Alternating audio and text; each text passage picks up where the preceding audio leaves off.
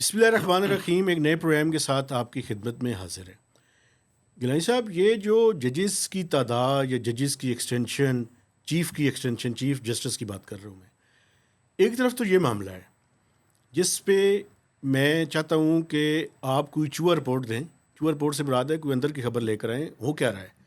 और दूसरा, ये जो चीफ मिनिस्टर केपी हैं, बड़ी सख्त गुफ्तगू फरमा रहे हैं यार, बड़ी सख्त बातें नहीं, कर वो रहे तो हैं। पूरी असेंबली ही बात कर रही है। नहीं, उन्होंने अलग भी बात की है और बड़ी हाँ, तो वही सख्त बातें तकरीर की की है है। ना जो उन्होंने की है और असेंबली तीसरी में। बात जो मैं आपके सामने रखना चाहता हूँ भाईजान, आईएमएफ का मामला अभी तक किसी सिरे नहीं लगा। हवा में है।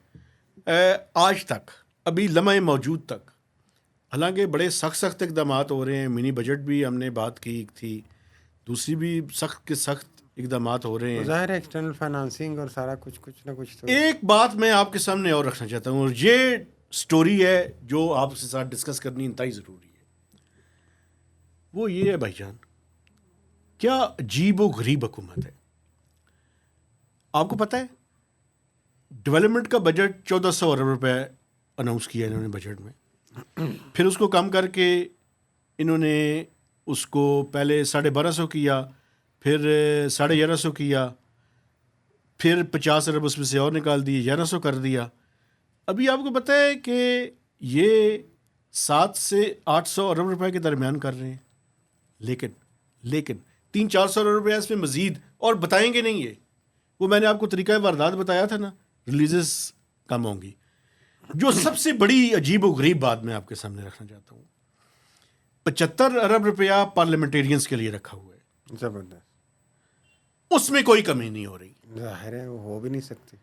उसकी वजह यह है कि पार्लियामेंटेरियंस के जरिए जो लेजिस्लेशन करवानी है हुकूमत ने, तो रिश्वत के तौर पे, मैं क्या लफ्ज इस्तेमाल, आप इंसेंटिव रिश्वत के कह तौर रहे पे, हैं, इंसेंटिव के तौर पे। इंसेंटिव के तौर पे हर पार्लियामेंटेरियन को डेवलपमेंट के नाम पे पैसे दिए जाएंगे। ज़ाहिर है अब मुझे ये कहने दें, ये मुझे आजकल कहने दें, मुलाकातें भी हो रही है ना मुझे कहने दें, ये प्राइम मिनिस्टर मैं की। आपको बताऊं, मैं बड़े मोहतात अंदाज में ये कहने की मुझे जुर्रत दे अल्लाह, आइडियली इस पूरी जो स्कीम है उसमें 50-50 होना चाहिए। 50% प्रोविंसेस को शामिल करना चाहिए, 50% मरकज़ को करना चाहिए।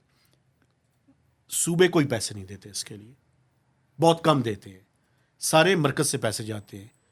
और मैं बड़े दावे के साथ ये बात कर सकता हूँ, बहुत मोहतात अंदाज में, एक्चुअल ऑन ग्राउंड कोई मॉनिटरिंग नहीं होती और 40 से 50% इस पे कट होता है। और ये मैं नहीं कह रहा, ये हुकूमत के अंदर बैठे हुए कुछ पार्लियामेंटेरियंस ने। कट से क्या मुराद? किकबैक्स? खर्च होता ही नहीं, होता ही नहीं तो कहाँ जाता है वो? उनकी जेबों में जाता होगा, फिर मुझे क्या पता है।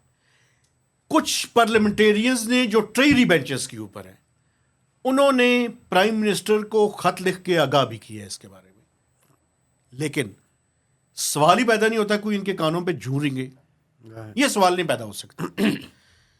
तो वो जो रिक्वायर्ड लेजिस्लेशन के लिए नंबर्स हैं, उनको पूरा करने के लिए भी ये पैसे इस्तेमाल होंगे अलेजिडली। ज़ाहिर है पीटीआई वाले कह रहे हैं कि हमारे जो आज़ाद हैं उनको तो ऑफ़र की जा रही हैं करोड़ों रुपए की, अलेजिडली, कि जनाब ये करें।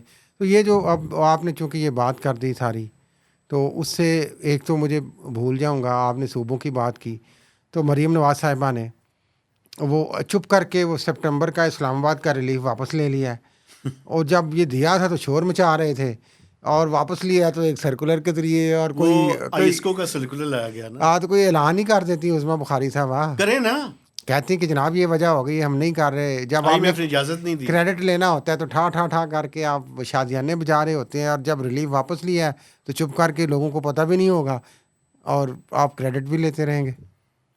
अब तो मैं ये क्या बोलूं इसके ऊपर। हाँ, लेकिन दूसरी बात जो लेजिस्लेशन की आपने बात की, बिल्ली थैले से उस तरीके से बाहर नहीं निकल रही है अभी। दो चीज़ें बिल्ली है वैसे थैले के बिल्ली अंदर? आज जो हमारे बड़े मोहतरम हैं, सीनियर हमारे अंसार अब्बासी, और आपको पता है वो जो बड़ी बड़ी सरकारी खबरें हैं वो उन पे उनका हाथ जाता है माशाल्लाह, रसाई है उनकी। तो वो बड़ी बड़ी सरकारी खबरों के माहिर रिपोर्टर माने जाते हैं, सीनियर एडिटर हैं हालांकि। लेकिन अब उनको रिपोर्टिंग से मोहब्बत है।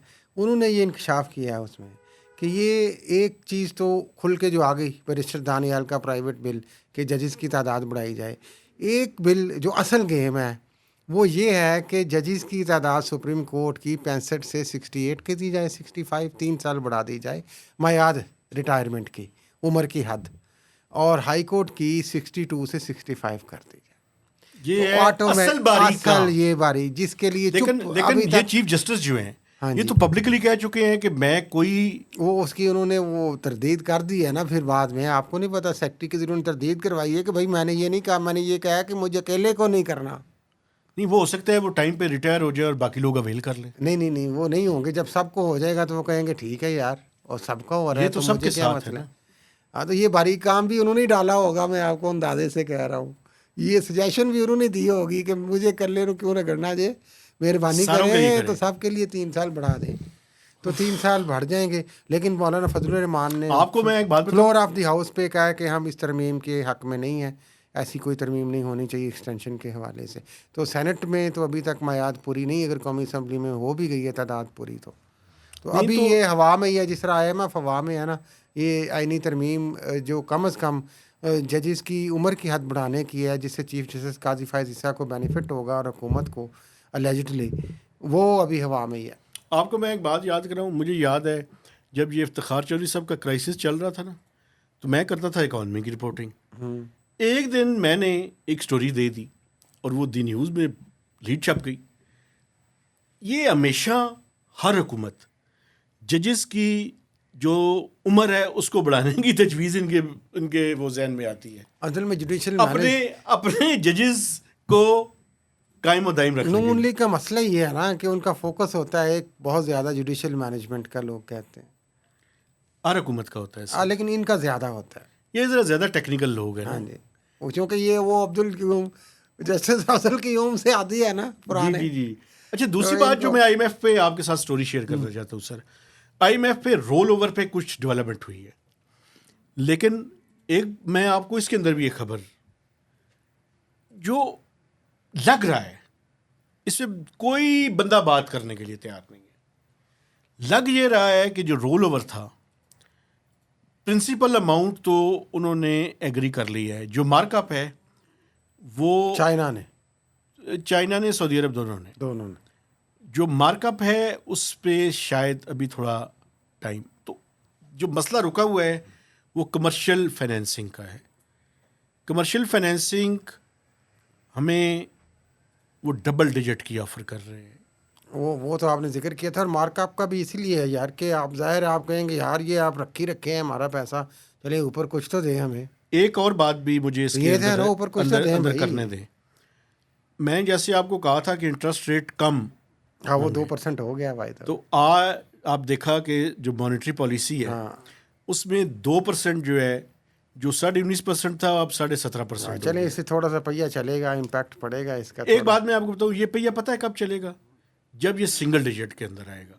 और सिंगल डिजिट अगर इस मुल्क में कोई बड़ा काम ना हो जाए, मुझे नहीं पता ना कल क्या होगा, 6 से 9 माह के अंदर ये सिंगल डिजिट के अंदर पॉलिसी रेट होना चाहिए ना। देखें चाहिए। अगर उन्होंने यानी मेहनत, अगले फाइनेंशियल ईयर में ये सिंगल डिजिट में, अगर उन्होंने मेहनत करके तो सिंगल डिजिट में इन्फ्लेशन ले आए हैं तो ये भी इंशाल्लाह आ जाएगा यार। एक लेकिन वार्न करने दे मुझे, ये वार्निंग जरूरी है ना भाईजान। पूरा अब कॉन्टेक्स्ट डराते भी हैं साथ साथ यार। Context- carrot and stick, context जरूरी है। कॉन्टेक्स्ट। कॉन्टेक्स्ट ज़रूरी है।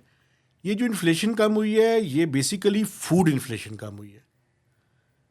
ख़तरा ये है कि किसान गंदम और कॉटन नहीं बो रहा, नहीं बुरा, लेकिन वो आगे बढ़ेगी, आपने पहले कहा। लेकिन यार खतरा है ये। अगर वो क्रेडिट ले रहे हैं तो ले लेने दें उनको। क्रेडिट लेने में मुझे कोई इतराज़ नहीं। लेने दें, कोई मसला नहीं। लेकिन अभी रोल ओवर में मार्कअप का इशू आप कह रहे हैं चल रहा है थोड़ा सा। और Saudi oil facility, commercial finance, Saudi oil facility वो एग्री करते हैं कि दे देंगे, लेकिन IMF कहता है भाईजान टर्म शीट लेकर आए, टर्म शीट इन राइटिंग, वो अभी तक नहीं है। ज़बानी गुलामी नहीं। ज़बान ना ना ना, ना सवारी पैदा नहीं होता, ज़बानी कलामी मैंने ट्रस्ट डेफिसिट का जिक्र देखिए किया था। IMF काम ही पेपर वर्क का नाम है ना भाई, ये भी पूरा करो, वो भी पूरा करो, वो भी पूरा करो। वो जिस तरीके से मैनेज कर लेते हैं यहाँ पे वो भेज के डॉक्यूमेंट्स, तो कहते हैं हाँ जी बिल्कुल। तो अब देखना ये है कि ये सितंबर में होगा या नहीं होगा। बात मैंने की थी कि अक्टूबर में शायद चला जाए, लगता ये है कि बड़ उसी तरफ रहा है, लेकिन तवक्को है और दुआ है कि शायद कोई ब्रेक थ्रू हो यानी कि जाए। अभी तक सारी हुकूमत के ये जो मामलात हैं, चाहे वो चीफ जस्टिस साहब की एक्सटेंशन के हैं या वो IMF के हैं, ये सारे हवा में ही हैं। गेम सारी हवा है। हवा में गेम है, ये कुछ भी हो सकता है नाज़रीन। तो कुछ भी होने के लिए तैयार रहें आप, और इस प्रोग्राम को देखते रहें और इसको सब्सक्राइब भी करें। सब्सक्राइब भी करें, क्योंकि इस प्रोग्राम में भी किसी वक्त कुछ भी हो सकता है। चले, आपसे गुजारिश है कि हमारे चैनल को सब्सक्राइब करें, इसकी शेयरिंग करें और मैक्सिमम कमेंट्स वो दीजिए। टल्ली का बटन दबाएं प्लीज़, दबाएं दबाएं दबाएं। हमें कोई वो अर्निंग के लिए नहीं हम कह रहे हैं, हम तो इसलिए कह रहे हैं कि आप देखेंगे, फीडबैक देंगे, तो हम भी अपना जो ये है धंधा चलता रहेगा। चस्का पूरा करते रहेंगे। इजाज़त दीजिए, अल्लाह हाफिज़।